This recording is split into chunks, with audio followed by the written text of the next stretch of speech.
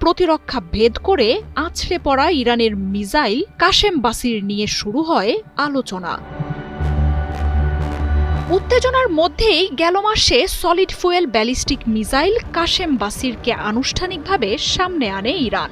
১২০০ kilometre পাল্লার এই missile Kashem সোলাইমানির নামে তৈরি করা হাজ কাশেম ক্ষেপণাস্ত্রের অত্যাধুনিক সংস্করণ। থার্মাল ইমেজিং গাইডেন্স আর লক্ষ্যবস্তুতে নিখুঁত হামলার ক্ষমতা থাকা এই মিসাইলের জন্য প্রয়োজনীয় প্রস্তুতি নেওয়ারও সময় পায়নি দখলদার দেশটি।